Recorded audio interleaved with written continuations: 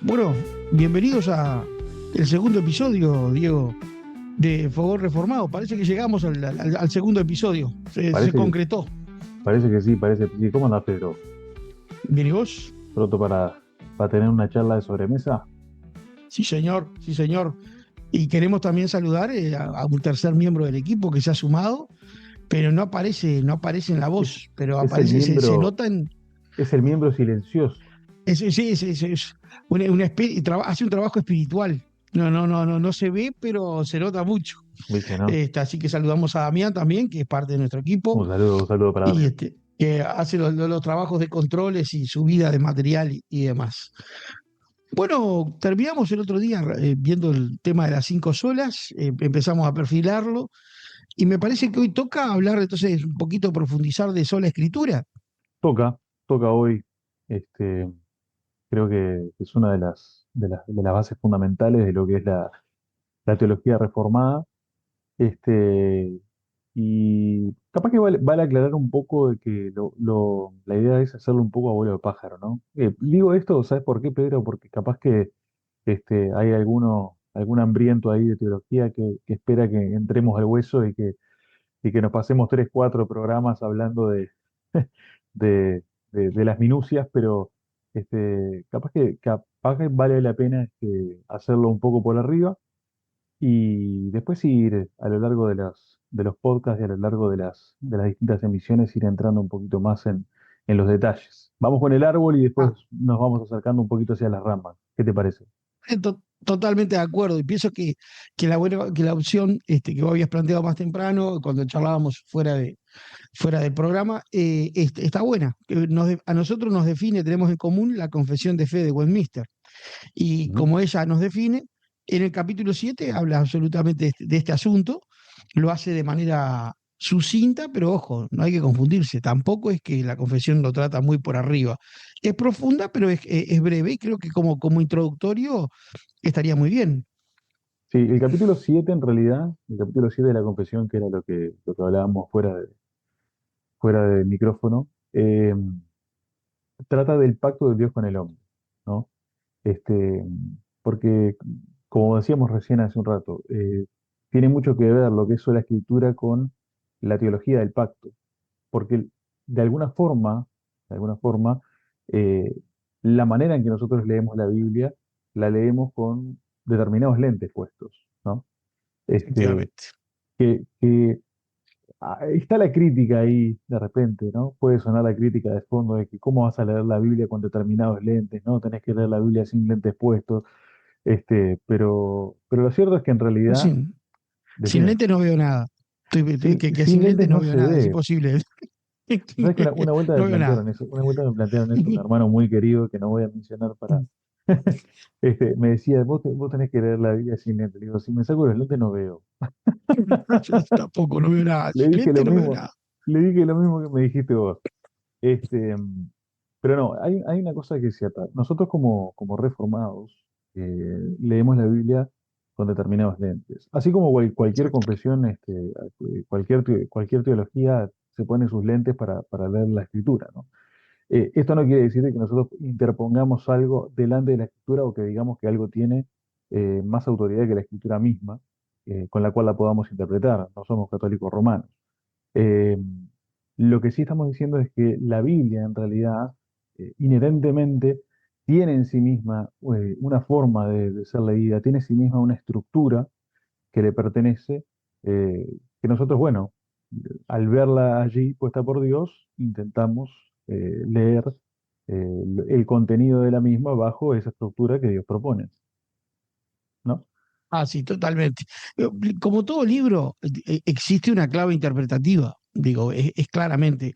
Si bien el libro es de origen divino, tampoco tenemos que transformarlo en algo esotérico, oculto, Ujú. que para mensajes solamente para un grupo de iniciados. Nada que ver, la Biblia ha sido pensada por Dios para comunicar la verdad a todas las generaciones en todos los tiempos. Eso Pero sería tiene una irse clave como una, interpretativa. sí, eso sería irse como una especie de gnosticismo, ¿no? Ahí va la Este, bocha, sí, algo que alejado del cristianismo, algo oculto, que no es así. Pero obviamente tiene una forma de interpretarse la Biblia. ujú, Lo que nosotros denominamos teología del pacto es en realidad la forma más clara de leer el libro eh, eh, en, en clave de lo que el libro transmite, sin ¿no? lugar a Porque dudas. como sabemos en la Biblia hay libros históricos, hay libros poéticos, hay libros proféticos, entonces hay libros teológicos, y por lo tanto en ese contexto uno tiene que entender la literatura como fue escrita y lo que quiso transmitir el autor, el Espíritu Santo, a través de los que fueron sus amanuenses, los que fueron sus personas, sabiendo que Dios no anuló la personalidad de los que Ujú, escribieron, sino ujú, que la utilizó, ¿verdad? Por eso la Biblia fue exactamente. respirada. La Biblia es sobrenatural debido a su origen, no tanto debido a su contenido, no solo por su contenido, sino por su origen, que es de origen divino, ¿verdad? Sí, es que Pero tiene una... sí, lo que hay que entender ahí es que así como Dios se rebajó, por decir de alguna manera, haciéndose hombre en la encarnación, de la misma manera se rebaja en su lenguaje, ¿no? Él podría, como decís vos, podría comunicar de una forma muy esotérica, muy inalcanzable para nosotros, pero justamente el deseo de Dios es llegar a nuestro corazón, ¿no? Llegar a nuestro entendimiento. Entonces necesariamente Dios se rebaja en su lenguaje, en su manera de expresar, y bueno, eso es la escritura. La escritura es esa comunicación de Dios verbal bueno, que se adapta a nuestra mente finita y corta, pero que bueno, pero que de alguna manera nos deja ver algo de lo que Él es y del plan que Él tiene para con nosotros y el deseo que Él tiene para con nosotros, ¿no? Exacto, porque además nosotros tenemos que comprender en este asunto que lo finito no puede comprender o abarcar lo que es infinito. Y por lo tanto Dios tiene que comunicar en un lenguaje humano, comprensible, que además es eterno, porque se comprendió en el primer momento en que se escribieron los libros del Pentateuco y se comprende hoy. Ujú, Este, y a pesar de todos los supuestos cambios en la civilización, que son cambios que nos pueden llegar a engañar, porque la civilización ha evolucionado notablemente, pero no así la naturaleza humana. ujú, Entonces, la Biblia está diseñada para comunicar con la naturaleza humana, esa naturaleza humana que aunque caída, aún retiene la imagen de Dios. Y exactamente. entonces ahí conecta con él mediante el tema del Espíritu Santo. ¿Y qué te parece? Leemos un poco el apartado del capítulo 7 de la Confesión de Westminster Sí, y lo vamos vamos a ver un comentando. poco qué se está queriendo decir con esto de teología del pacto. Hay un teólogo Perfecto. muy conocido que se llama R.C. Sproul, que él decía, él es ya fallecido, él decía que teología reformada es igual a teología del pacto. O sea, lo estaba equiparando, los estaba igualando, lo cual es llamativo, ¿no? Porque muchos se dicen reformados y de repente les hablas de pacto, de teología del pacto y no saben dónde están parados, no saben de qué estamos hablando. Pero lo cierto es que este, hay un sinónimo ahí, ¿no? Es decir, una cosa Perfecto. significa la otra. Eh, sí, a mí me pareció lo más lógico leer desde la confesión. Nosotros en el primer episodio del podcast habíamos hablado de algo característico en la fe reformada, que era la confesionalidad. Y bueno, qué mejor que leer la Confesión de Fe de Westminster, que de repente en otro episodio podamos explicar de qué se trata bien la confesión y de repente indagar en otros puntos o en otros capítulos de la misma. Pero qué mejor de leer de ahí este, para tener un panorama de lo que estamos queriendo decir con esto de los pactos y la teología del pacto y demás. Excelente. Además, aprovechamos a decir a los amigos que nos escuchan y que nunca han tenido la oportunidad de acercarse a la confesión, que simplemente con poner en el buscador Confesión de Westminster, sale, hay versión PDF, se puede leer, es asequible, no es una cosa que sea recontra complicada de encontrar, no, lo Mm, vas a encontrar en redes apenas pongas. sí, Y lo aconsejamos porque es un resumen erudito de los principales puntos de la Biblia y exactamente. es un mapa de ruta para recorrer el camino de la aventura bíblica, ¿no? Así que bueno, Diego, arrancamos con el punto uno ¿Te para parece, no primerear siempre yo. sí, te parece que lees vos o leo yo como quieras? Bueno, perfecto, arranco yo. Arranca vos, pero Dale. Dale. dale, Pues, punto 1 del capítulo 7, Pacto de Dios con el hombre, Confesión de Westminster. Dice, la distancia entre Dios y la criatura es tan grande que aun cuando las criaturas racionales le deben obediencia como su creador, sin embargo ellas no podrán nunca tener plenitud con él como su bienaventuranza o galardón, sino es por alguna condescendencia voluntaria por parte de Dios, habiéndole placido a éste expresarla por medio de su pacto. ¿Mm? ¿Querés comentarlo ahí? Sí, fíjate qué interesante, ¿no? Eh, qué hacen los divinos de Westminster, ¿no? En este punto de la confesión. Ellos marcan la inmensidad de la distancia entre el hombre y Dios, ¿no? Cosas que muchas iglesias hoy no lo hacen, ¿no? Iglesias con mensajes muy antropocéntricos quieren igualar al hombre con Dios prácticamente, ¿no? Y hacer a Dios demasiado humano y al hombre demasiado divino. Pero no. Justamente lo que la Biblia nos muestra es de que hay una brecha gigantesca entre el creador y la criatura, ¿no? El creador es otro, ¿no? Muchas veces la Biblia se encarga de hablar de Dios como el santo, ¿no? ¿Santo qué es? Santo es el apartado, es el otro, ¿sí? Entonces, hay una brecha gigantesca entre el creador y la criatura. Entonces, qué hace la confesión acá? Reconoce primero esa brecha gigantesca, ¿está bien? Eh, y lo que dice es que Dios, justamente para comunicarse con nosotros, decide, decide hacer una condescendencia. ¿Qué es una condescendencia? Decide bajarse a sí mismo, ¿sí? Para llegar a nuestro nivel y en ese nivel pactar con nosotros, ¿sí? Ahora, este pacto, y esto hay que tenerlo muy claro, como se trata de un pacto entre dos, dos partes completamente desiguales, lo que decíamos recién, ¿no? El creador por un lado y la criatura por otro, y esa brecha gigantesca entre los dos, como es un pacto muy desigual, es un pacto que viene de Dios, ¿sí? Y que justamente no lo pone a Dios en obligaciones, sino que lo pone al hombre en obligaciones para con Dios. Y necesariamente Dios lo tiene que hacer esto de gracia, ¿no? Es una gracia que Dios da a la humanidad. No sé si se entendió Perfectamente, lo que dije. perfectamente. Sí, Este, desde el momento en que Dios dice voy a pactar con el hombre, porque Dios no tendría por qué hacerlo, porque Él hace lo que quiere, desde el momento en que Dios decide voy a pactar con el hombre, ya ahí estamos viendo la gracia de Dios, ¿sí? Es gracia porque Dios no está obligado a sentarse en la mesa con nadie a negociar nada. Esa es la realidad, ¿no? tal cual. Nosotros somos meras criaturas. Este, entonces, básicamente lo que dice ahí es eso, ¿no? Que bueno, que Dios acorta esa distancia, ¿no? O mejor dicho, nos eleva a nosotros, ¿sí? A través del pacto, pero lo hace Él rebajándose de alguna manera, teniendo condescendencia divina para con nosotros y gracia para con nosotros, este, en este pacto que Él decide realizar con la humanidad. Perfecto, perfecto. ¿Te parece, Leo, ¿Querés el leer el segundo punto punto? 2? Leo el Sí, punto 2 perfecto. y lo comentás vos. Hacemos así, uno y uno. Ahí va. ¿Ah? Dice el punto 2 dice, el primer pacto hecho con el hombre fue un pacto de obras, en el cual se le prometió la vida a Adán y en él a su posteridad, bajo la condición de obediencia perfecta y personal. Perfecto. Cuando Dios crea el mundo y luego crea el Edén como lugar específico de habitación del hombre y pone así el hombre a labrarlo como servicio sacerdotal y tener compañía con él cada día, el hombre tenía una relación con Dios como criatura y por lo tanto tenía una condición sine qua non, solo una condición para poder habitar en ella. Tenía también en ese pacto mandatos.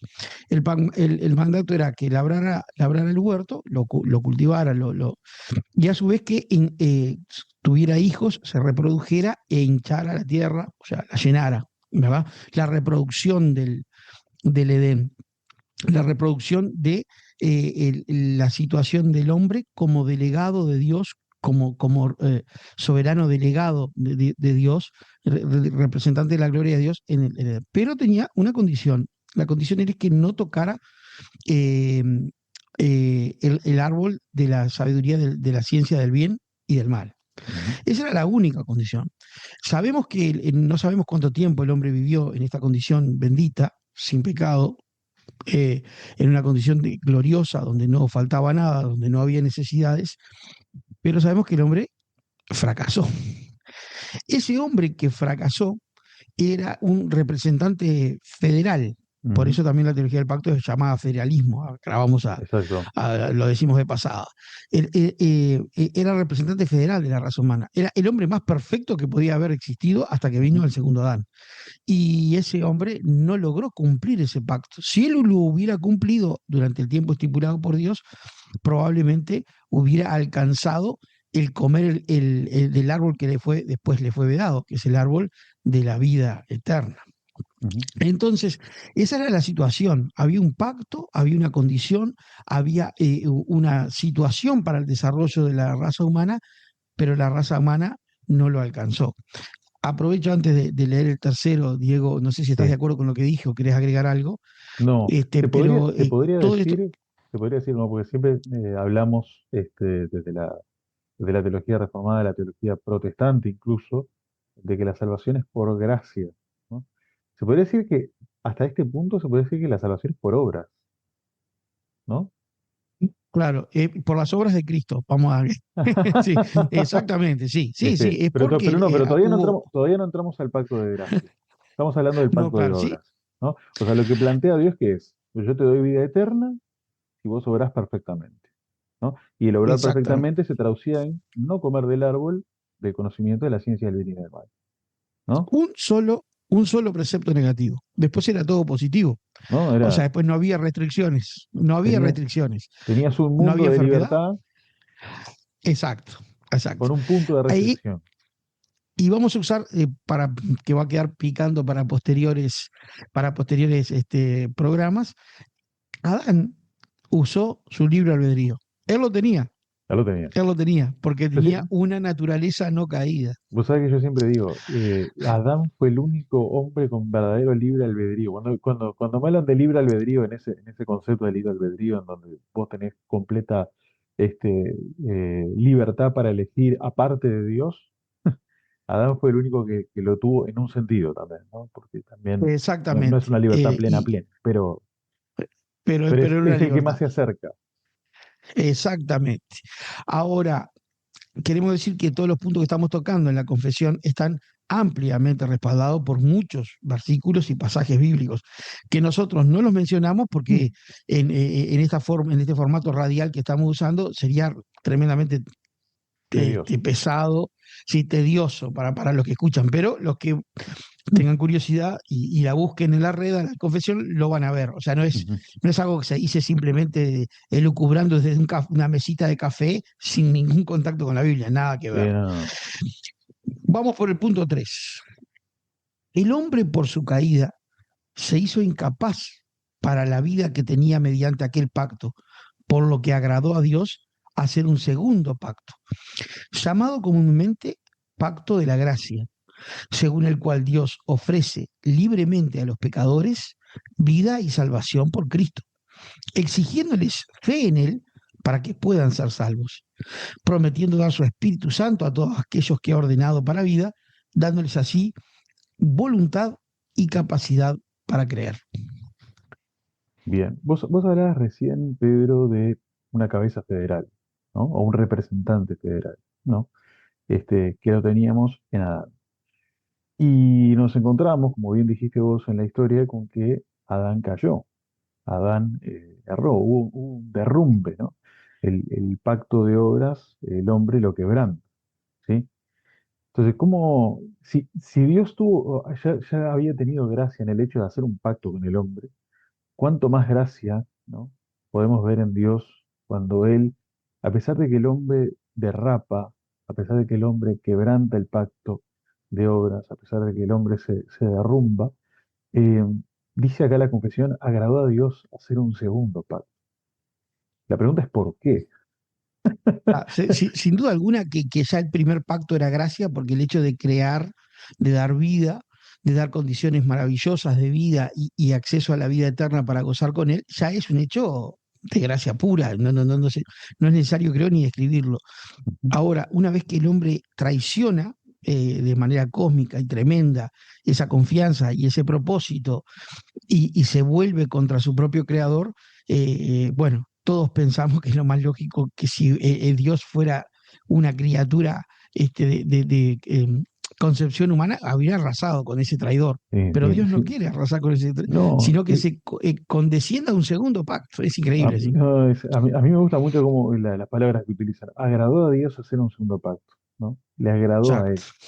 él. Ojo, y no hay que entender esto como que Dios dice, bueno, no, no pudieron con el primero, vamos a hacerlo más fácil para el segundo, ¿no? No.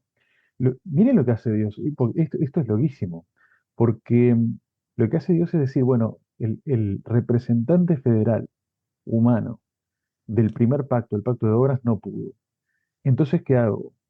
En vez de rebajar el pacto, ¿no? Porque no tiene ninguna intención de rebajar el pacto, provee un segundo representante federal, ¿no? ¿En quién? En la persona de Jesucristo, verdadero Dios, pero verdadero hombre también, ¿no? Hay un nuevo hombre, nuevo representante de la humanidad, ¿no? A quien se le exige también una obediencia perfecta, ¿no? Como en el primer pacto de obras, y es en él en el que Dios provee esa obediencia que Él exige, y además es en Él también que Él provee el Espíritu, que además engendra la fe, ¿no?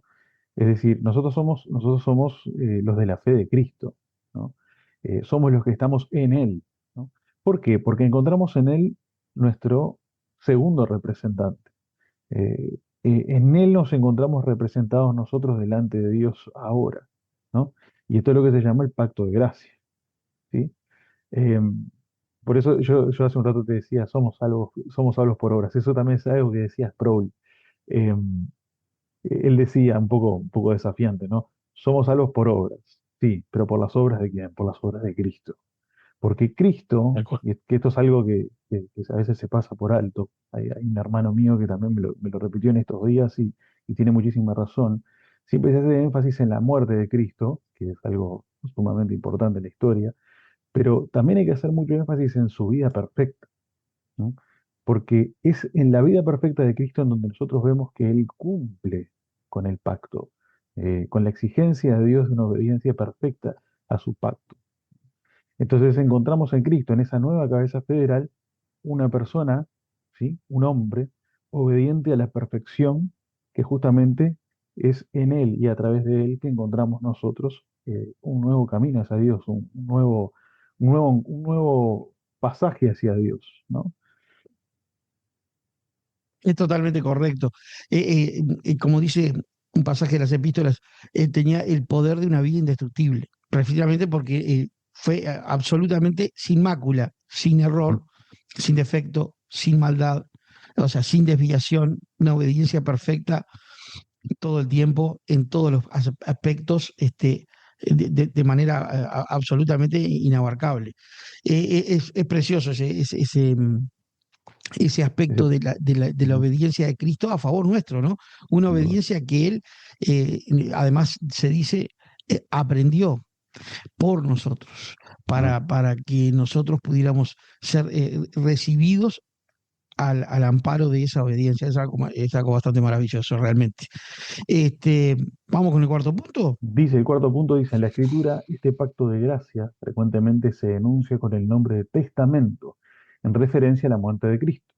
Jesús, el testador, y a la herencia eterna con todas las cosas pertenecientes a ella que en aquel testamento son legadas. Efectivamente, porque sin apurarnos, el padre le prometió al hijo una herencia. Ujú.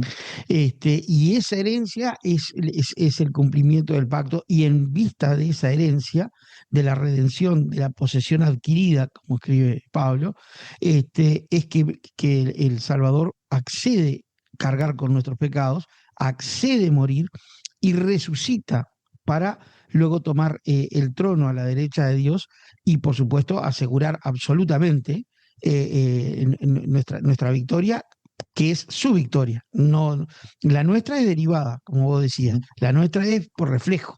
Su victoria es asegurada y él recibe la herencia. Qué interesante, ¿no? Que él no se conforma con corregir, sino que además em, obedece para adquirir una herencia que sella su pacto y esa herencia somos vos, yo y todos los que nos están escuchando, Amén. Dios así lo quiera, y todos los que no nos escuchan y también creen en Cristo, ¿no? Amén. Es tremendo, ¿no? Cómo funciona. Jesucristo deja un testamento, pero no es algo muerto, sino que es algo vivo. Y no se trata solamente de un código ético, no se trata de una teología, que aunque sea teología, Sí, no no, se sin duda. trata de un ritual vacío, se trata de seres humanos Ujú. rescatados por su pura gracia.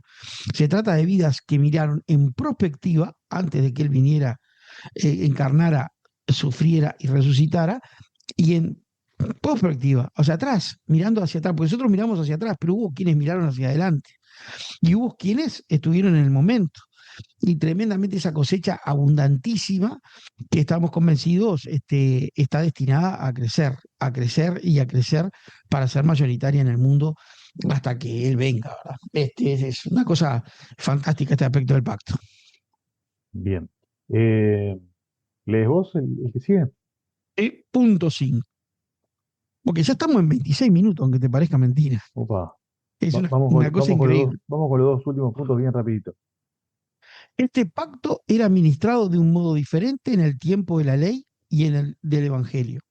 Bajo la ley se ministraba por promesas, profecías, sacrificios, la circuncisión, el cordero pascual y otros tipos de ordenanzas entregados al pueblo judío, y todos señalaban al Cristo que había de venir, y eran suficientes y eficaces en aquel tiempo, por la operación del Espíritu Santo, para instruir y edificar a los elegidos en fe en el Mesías prometido, por quien tenían plena remisión de pecado y salvación eterna. A este pacto se le llama Antiguo Testamento. Bien. Lo que está diciendo acá la confesión es de que, bueno, acá la confesión está enumerando, ¿no? Viste que habla de promesas, habla de profecías, habla de sacrificios, circuncisión, de Pascua, toda una especie de, queda feo decirlo, teatro, pero como una especie de teatro pedagógico, ¿sí? Uh -huh. Con todos estos elementos que apuntaban hacia algo, ¿no? Y eso hacia lo que apuntaban era hacia Cristo, ¿está bien? Nosotros entendemos de que todas esas cosas son de alguna manera sombra de lo que había de venir, ¿no? Y todas esas cuestiones apuntaban hacia Cristo, en quien se consuman todas esas cosas, ¿no? Él es la consumación de Totalmente. todo eso, ¿está bien? Porque Cristo es Entonces, el centro y el corazón de la Escritura. lo que tenemos en el Antiguo Testamento es una parte, se podría decir, de lo que llamamos el pacto de gracia, que fue lo que explicamos hace un rato. No es que sean pactos distintos, no es que el antiguo pacto y el nuevo pacto sean dos cosas distintas, sino que son distintas administraciones o distintas dispensaciones dentro de un mismo pacto, ¿no? Que ojo, no hay que confundir con dispensaciones como lo toman los dispensacionalistas, ¿no? No estamos No, no, no. hablando, estamos hablando de cosas distintas, estamos hablando de distintas dispensaciones dentro de un mismo pacto, el pacto de gracia. ¿Ven? Entonces, en este pacto de gracia, en donde la cabeza federal y el protagonista principal es Jesucristo, ¿sí? Este nuevo hombre, este nuevo Adán, este segundo Adán, dentro de eso está lo antiguo, que es todas estas cosas, todas estas cuestiones pedagógicas, ¿no? Profecía, sacrificio, circuncisión, Pascua, etcétera, etcétera, que apuntaban hacia Cristo, y después el nuevo va a ser lo contrario, va a ser a partir de la venida de Cristo y su obra, ¿no? Que eso es lo que vamos a leer ahora, y ya te lo leo, dice, el punto 6 dice, bajo el Evangelio, es decir, en esta nueva dispensación, bajo el Evangelio, cuando Cristo, la sustancia, fue manifestado, las ordenanzas por las cuales este pacto se dispensa son la predicación de la palabra y la administración de los sacramentos del bautismo y la Santa Cena, los cuales, aunque inferiores en número y administrados con más simplicidad y menos gloria externa, no obstante, en ellos este pacto es ofrecido con más plenitud, evidencia y eficacia espiritual a todas las naciones, tanto judíos como gentiles. Este pacto se denomina el Nuevo Testamento. Por lo tanto, no hay dos pactos de gracia, que difieran en sustancia, sino uno y el mismo bajo varias dispensaciones. ¿Cuál? Exactamente. O sea que la salvación siempre fue por fe Amén. y siempre fue por fe en el mediador. Y el mediador siempre fue Cristo. En el Antiguo Testamento, bajo las figuras de los corderos y de los chivos expiatorios y de los machos cabríos, bajo esas figuras. En el Nuevo Testamento, con la plenitud de la presencia, el fin de los símbolos para que venga la plenitud. Y de eso se trata, siempre ha sido por fe. Y hoy, que el Cordero Pascual definitivo, que el gran Cordero de Dios ha sido sacrificado y que fue a la tumba y que ha resucitado, nosotros depositamos la fe en ese único y suficiente sacrificio. No Amén. es necesario ningún otro sacrificio y no es necesario ningún otro templo, ni lo será nunca más, porque Ujú. ya las cosas definitivas han llegado. Después, en otro momento, hablaremos de que hay incluso hermanos que consideran que va a haber un nuevo templo judío. No, no, no, no es necesario. El No se templo de dieron Dios, cuenta de que Jesús dijo, yo soy el templo. exacto, Yo exacto. soy el nuevo templo. Y que Él es el Cordero definitivo. No tendría ningún sentido tener un templo para no hacer nada. Será para reunirse a tomar té, pero no para hacer sacrificio, ¿no? Porque el sacrificio ya fue hecho. Una vez y para siempre.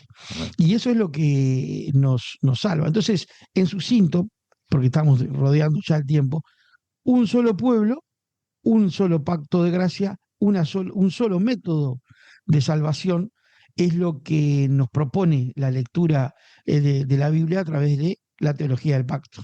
Y Y eso hace llegamos justamente, eso hace de la Biblia un mensaje netamente cristocéntrico, teocéntrico y totalmente. cristocéntrico, ¿no?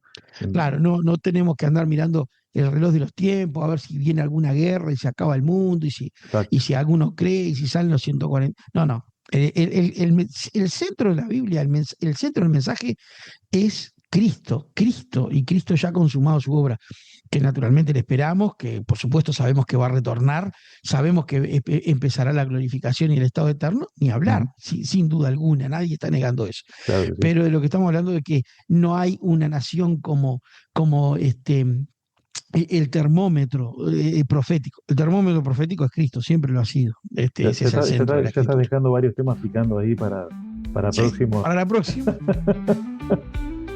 para la próxima. Y Pero bueno, y bueno, hemos llegado al final del segundo capítulo, querido. También volando, se va rapidísimo, pero volando, ya estamos. es muy, se pasa muy rápido. Pero Pero bueno, sí, eso quiere decir que por lo menos vos y yo lo disfrutamos. No sé si el que lo escucha lo disfrutará, pero vos y yo lo estamos disfrutando como locos, me parece. exactamente, es realmente un placer hacer esto y a alguno de repente te gusta y que se escucha también. Te mando un fuerte abrazo y también a los que nos estén escuchando y bueno, nos vemos en el próximo episodio, el número Bueno, 3. nos vemos en el próximo.